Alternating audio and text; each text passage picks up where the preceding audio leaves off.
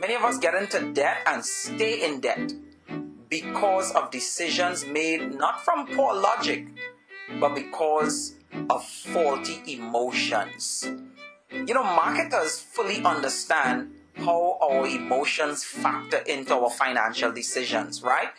They know that, and that is why they spend billions, right, to make us buy things that would make us feel a certain way. Salespeople are taught to motivate us to buy their products based on how we would feel if we own that thing. Visualize yourself with this product and see how you feel. Look at this. When you watch an advertisement of a beautiful car driven by a really attractive woman, you aren't being asked to buy the car because it has such great mileage. You're buying looking good. You're buying sexy. You're buying attractive. You're buying wow from your friends, right? You've seen the countless lines of skincare products that says, because you're worth it. Many women, they want to think they're worth it, even if they can't afford those products. Let me tell you, man, they will jump all over that thing, especially if they're having a bad day. So what are they really buying? They're buying the feeling called beautiful. They're buying pampered. They're spending their hard-earned money to purchase the feeling of, I am special and cute. Just like they are emotional eaters who gain weight because of eating for negative emotional reasons, so too there are emotional spenders who spend enormous money that they don't have a lot of times inappropriately because of negative emotional reasons. Feelings like panic, self-hate, scarcity, desperation, anxiety over a lack of money, and even loneliness at times knock us silly and unconscious. It paralyzes our logic. This is why I firmly believe that many of our bad financial decisions have not come from broken and negative emotions, and not because we are dumb or stupid. And at Fixing Financial Feelings, we have the answer to help you fix faulty financial feelings.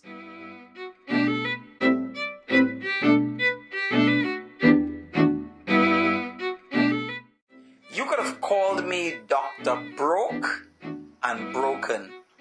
I have a number of tiny successes, including earning 2 master's degrees and a doctorate. However, because I loathed myself, I never truly celebrated any of these achievements.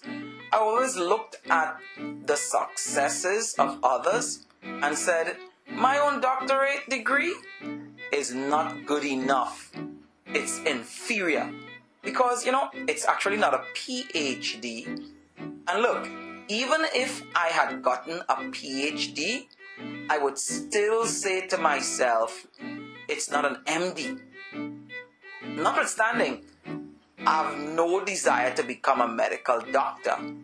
However, even if I had become a medical doctor, I would have still hated the fact that I'm not a surgeon after all. They are the ones that make the most in that field. So where does that then leave me? Perpetually not appreciating myself or my successes. That is how devastating self-hate or other emotional damage can be. You see, it's amazing that sometimes people could be really educationally successful, have enormous accomplishment, but be flat broke because of their brokenness. Their emotional dysfunction can keep us in poverty. This is why we can see a person successful in some areas of their life and think they have it all together.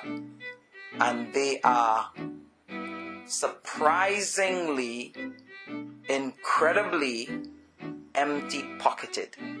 And that's because one needs to heal emotionally before they can heal financially.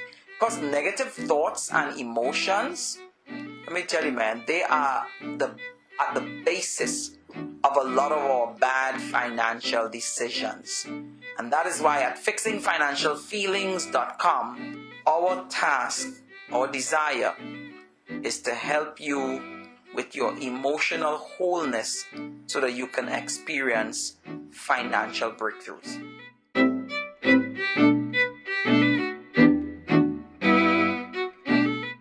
I'm Dr. Dexter Thomas. I'm a motivational speaker, a life coach, I'm an entrepreneur. And I travel the world speaking a message of hope and financial freedom.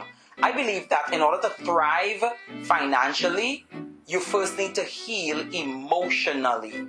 I'm in my 30s and I'm just blessed that I don't have to work another day in my life. I can be on as many vacations and as long as I want to. It's a great place to be. Let me tell you why. I was born blind. I grew up in a really poor home with a single mom, and I'm not supposed to have made it. I mean, people didn't even perceive or visualize me graduating from high school. I share my story that I don't have to work to pay bills, but I work to fulfill my purpose and my dream. I work so that I can bring hope, encouragement, and empowerment to people who are struggling like I did with emotional brokenness, which kept them trapped in poverty. It's such an awesome privilege to invite you on a journey of emotional healing so you can experience financial freedom.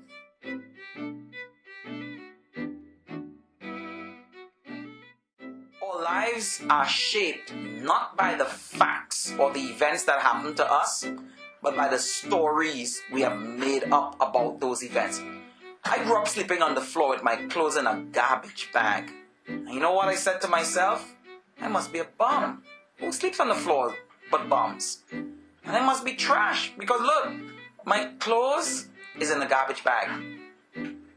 And it filled me with a lot of self-hate. It made me believe that I was a nobody, that I was less than a person. And being born blind didn't help because I said to myself, you know what? Blind people like yourself, they don't deserve happiness. They don't deserve love. But my healing and my transformation from those toxic emotions that I poured into my spirit, it began when I started to reinterpret what happened to me in my childhood. You see, the self-hate that I felt wasn't because I slept on the floor or had my clothes in a garbage bag. The self-hate I felt came about because of how I interpreted sleeping on the floor. So I revisited the facts, right? And I said, look, the facts are you came from boarding school and you met a full house. There were 10 of us in one room. There's simply no space. Fact number 2, my mom, she had 7 kids at 28. And she worked in a part-time job. Couldn't afford anything different. So I had to reinterpret sleeping on the floor and my clothes in a garbage bag. And my new reinterpretation is this, which brought me a lot of healing. It was, look, Dex, you are blessed. You grew up with your siblings. Many of the blind kids in my country, they were sent into the system, into orphanages. Man, you're fortunate. You know, reinterpretation, my mom, who worked her fingers to the bone with her 2 days a week cleaning the bathrooms of the ferry just to keep her kids together. Dex, you are blessed to have such fortunes. And that's where your power would come from. When you learn to retell the stories that you made up about what happened to you. Catch more at fixingfinancialfeelings.com.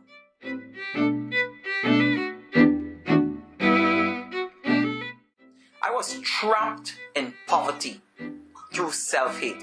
Self-hate and other emotional pain at times causes us to believe that we are unworthy and don't deserve anything good.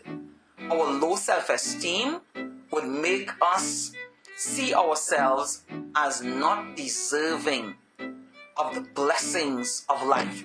In my experience, right, I was filled with a lot of self-hate, which trapped me in poverty because I was just disgusted with my existence. And I saw myself as being unworthy and not worthy of wealth and well-being.